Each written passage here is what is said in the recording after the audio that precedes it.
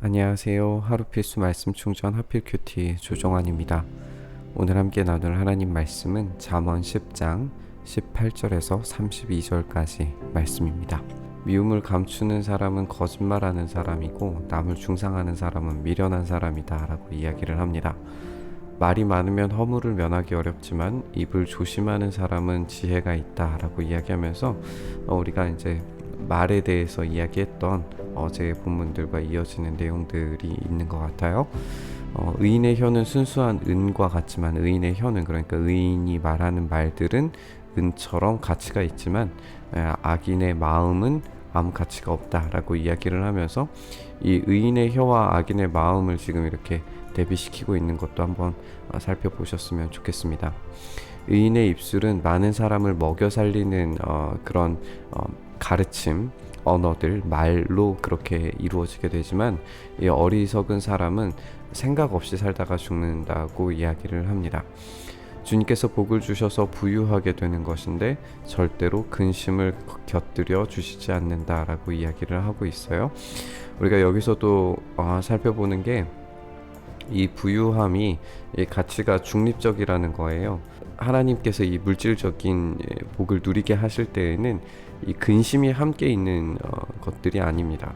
오히려 이 부유함의 이 가치를 어떻게 사용할 것인가가 중요한 것이지, 이 근심을 가지고 부유함을 늘려갈 것인가를 걱정하고 고민하고, 또는 이제 자신의 부유함을 잃어버리면 어떻게 하나라고 그렇게 걱정하고 고민하는 것들은 하나님께서 주시는 복이 아닐 수 있다라고 하는 거죠. 그러니까 성경이 이야기하는 이 부에 대한 개념 자체가 물질 자체가 악한 게 아니라 그것을 어떤 태도로 어떤 가치를 가지고 대하고 또 살아가느냐가 더 문제라는 걸 다시 한번 생각을 하게 됩니다. 미련한 사람은 나쁜 일을 저지르는 데서 낙을 누리지만 명철한 사람은 지혜에서 낙을 누린다라고 이야기를 합니다. 우리가 함께 살펴봤듯이 이 지혜는 하나님의 큰 말씀의 경계 안에서 자기의 삶을 채워가는 이것이 지혜이고, 이 안에서 참된 복을 누리는 사람은 이 안에 머물기를 바라고 이 바깥으로 나가기를 원하지 않아요.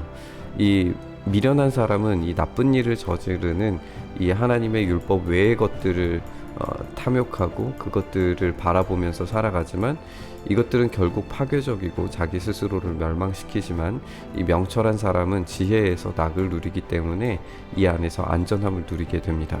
그래서 악인에게는 두려워하는 일이 닥쳐올 수밖에 없지만 의인에게는 바라는 일이 이루어집니다. 그러니까 하나님께서 이 안에서 자신의 소명과 또 자기 가장 하나님께서 만드신 가장 탁월한 자기 자신을 찾아간다는 그런 말이 되겠죠. 해오리 바람이 지나가면 악인은 없어져도 의인은 영원한 기초처럼 꼼짝하지 않습니다. 게으른 사람은 부리는 사람에게 이에 초같고 눈에 연기같이 아주 보잘것없고 금방 사라지는 것 같지만 주님을 경외하면 장수를 누리게 될 거예요. 악인의 수명은 짧습니다. 의인의 희망은 기쁨을 거두지만 악인의 희망은 끊어지게 되어져 있어요.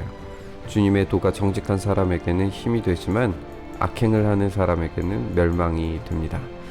주님의 도가 정직한 사람에게 힘, 악행하는 사람에게는 멸망이 된다라고 하는 것을 한번 생각해 보시죠. 주님의 도, 아까도 계속해서 이제 반복적인 거예요. 지혜라고 하는 것이 하나님께서 만드신 창조 원리 안에서 자기의 삶을 살아가는 것이고, 그 밖에서는 모두 다 멸망이고 재앙이 된다는 사실입니다. 하나님의 이 창조의 원리 안에 들어왔을 때에만 참된 보호와 힘이 되지만 악행을 하는 이 하나님의 창조 질서 밖에 있는 사람들은 다 멸망하게 된다는 이야기예요. 의인은 영원히 흔들리지 않지만 악인은 땅에서 베겨내지 못합니다. 의인의 입에서는 지혜가 나오지만 거짓말하는 혀는 잘리게 될 겁니다.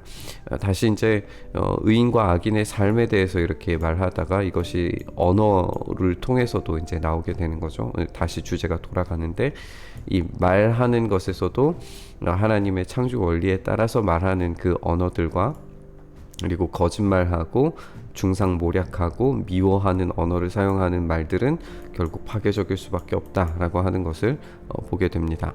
의인의 입술은 남을 기쁘게 하는 말이 무엇인지를 알고 있지만 이 말이 기쁘게 한다는 말이 그냥 단지 칭찬만은 아닐 거예요. 훈계와 또 징계를 통하여서 하나님의 질서 안으로 들어오게 하는 이 말이 무엇인지 알게 하지만으로 우리가 생각하는 게 더 적절할 것 같죠.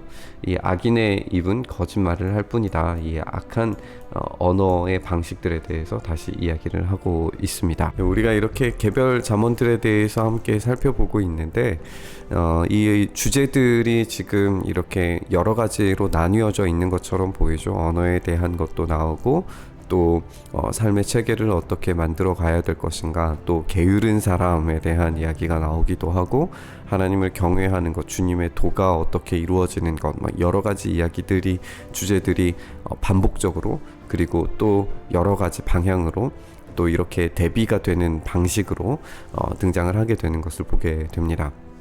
그러나 이것들이 결국에는 큰 틀로서 하나님의 창조 원리가 어떤 것인지에 대해서 우리에게 보여준다는 사실을 염두하고 기억하시면서 각각의 주제들을 좀 연결시켜 보셨으면 좋겠어요. 우리가 언어에 대해서는 의인의 입에서 나오는 지혜와 남을 기쁘게 하는 말들 같은 것들이 무엇인지 한번 연결시켜서 생각을 해보고 그 참된 입술과 언어, 그 말의 힘들이 하나님께서 어떻게 사용하기를 원하시는 것인지에 대해서 연결시켜 가 보셨으면 좋겠습니다. 그리고 하나님께서 우리에게 물질을 주실 때에 두려움과 걱정과 근심으로 우리에게 주시는 것이 아니라 그 물질 안에서 어떤 책임과 또 어떤 삶을 우리에게 살기 원하시는지에 대해서 묵상하고 생각하는 방식으로 이 본문들을 읽어 가셨으면 좋겠습니다. 그래서 이 잠언의 이 개별 잠언들이 따로 떨어져 있는 그런 내용들과 가르침이지만 우리 스스로 이 말씀을 내면화시켜서 스스로 연결을 시켜가서 이것이 하나의 큰 틀, 창조의 원리를 발견하는 그런 말씀으로 우리가 묵상해 갔으면 좋겠습니다. 이제 10장 시작이죠. 우리가 29장까지는 이런 개별 잠언들, 또 뒷부분에서는 이제 솔로몬의 30개의 뭐 이제 가르침들이 등장을 하기도 하고 이런 개별 잠언들을 우리가 만나게 될 텐데 그 큰 틀 안에서 우리가 지혜의 말씀, 예수 그리스도의 길을 따라가는 길을 찾아가면서 이 말씀을 함께 묵상해 가 보셨으면 좋겠습니다. 하나님, 우리가 그 창조의 원리에 따라서 우리의 삶을 온전히 드리기를 소망합니다. 특별히 우리의 입술과 우리의 언어들이 하나님의 그 창조의 원리에 맞게 말하여지고 우리가 가르칠 수 있는 그런 자가 될 수 있도록 주님 도와주시고 하나님, 우리의 삶을 붙들어 주셔서 그 주님이 원하시는 의인의 삶을 온전히 살아갈 수 있도록 주님 붙들어 주시옵소서. 하나님, 우리가 물질로 인하여서 걱정하고 근심하는 일들이 너무나도 많습니다. 주님, 우리를 불쌍히 여기셔서 이 근심을 통하여 얻는 재물이 아니라 하나님께서 주시는 그 재물로 말미암아 우리가 이것들을 책임 있게 사용할 수 있는 그런 지혜와 힘을 우리에게 더하여 주시옵소서. 오늘도 우리에게 가르치신 말씀 가지고 우리의 삶을 살아내기를 소망합니다. 주님께서 그렇게 우리의 삶 붙드셔서 참되고 복된 인생 살아가도록 역사하여 주시옵소서. 그렇게 우리의 삶을 붙드시기를 간절히 소망하며 우리 주님 예수님 이름으로 기도드리옵나이다. 아멘.